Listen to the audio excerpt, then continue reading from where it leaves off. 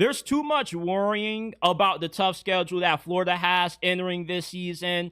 Everybody in the SEC plays a hard schedule. Even if you have a relatively weak schedule for SEC standards, you still are going to have to play some of the best teams in this conference. And what makes the SEC the toughest conference in college football is that there's not a wide gap between the top teams in this conference and the worst teams in this conference. We saw Ole Miss lose to Kentucky, who was the worst team in the SEC last year. Vanderbilt and Oklahoma beat Alabama. Alabama was 4-1, 5-1 against ranked teams last year, but they played their worst football against teams that they were expected to beat.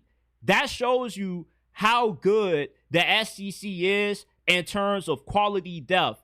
On any given Saturday, anybody can fall in this conference, no matter how talented they may be, to teams that they out-roster on paper.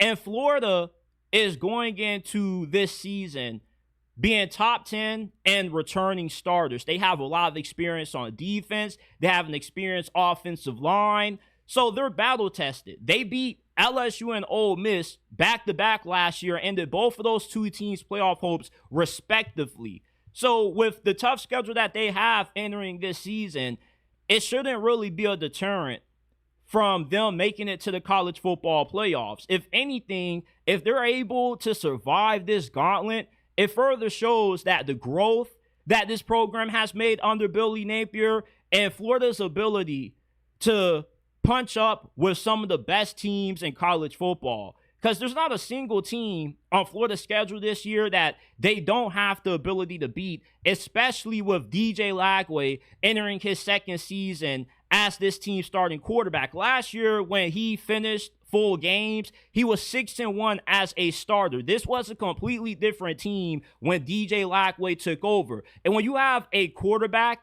that's the generational talent that DJ Lagway is, he's able to elevate the guys around him. Florida can beat LSU and Miami in those road games that they have back-to-back. They can beat Texas at home in the Swamp. Playing in the Swamp is one of the toughest places to get a win at. And if there's any team that has the ability to pull off an upset against Texas in spite of how stacked and loaded they are, it's Florida. Texas A&M. They owe Texas A&M one for how Texas A&M came into their trap and completely dog-walked them and bullied them.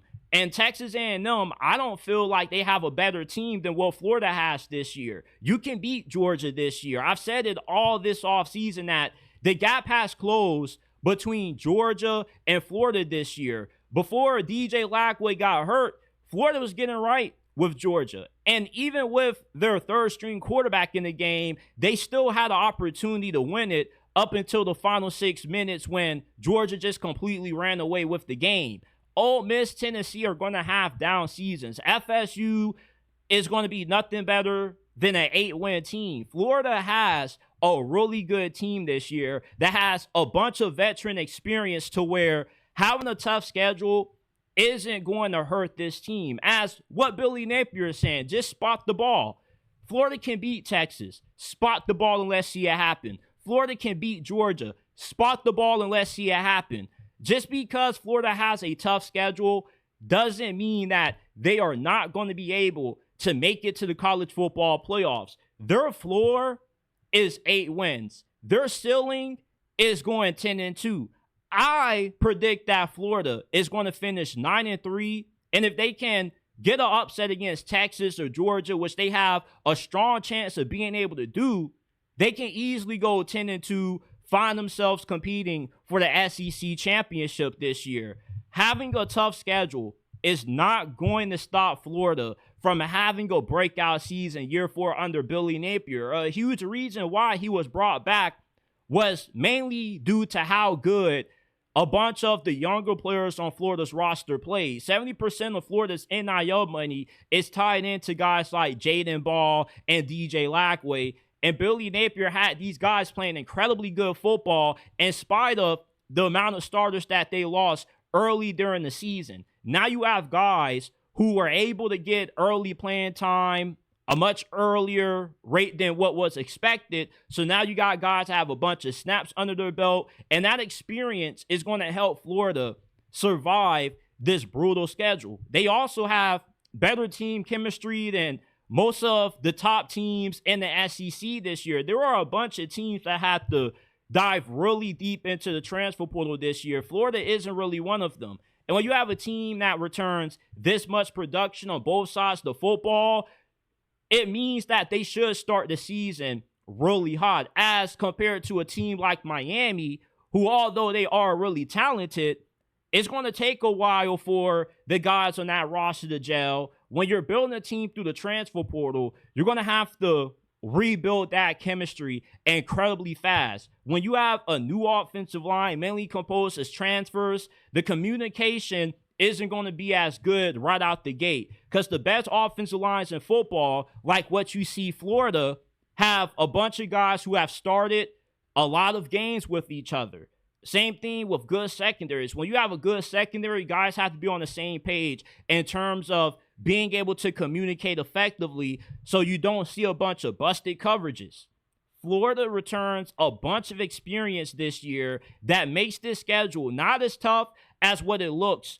And every year, there are teams that are expected to be good that end up disappointing, and there are teams that nobody expects to be that good that end up surprising folks. So you can't look at Florida's schedule before the season starts and say, it's going to be impossible for this to be a playoff team, because a lot of these teams that are getting a bunch of hype that are in the top 25 won't be as good when the season starts. And I'm throwing some indirect shots at Tennessee and Ole Miss. Both of those two teams are due to have regression this year because of what they lose from last year's team, especially Ole Miss going all in on making it to the playoffs. Florida can beat any team on their schedule this year. Just spot the ball and let's see these games get played, because with the talent they have, the experience they have, and the turnaround that Billy Napier was able to manufacture early last season after those losses to Miami and Texas A&M shows that Florida is battle tested.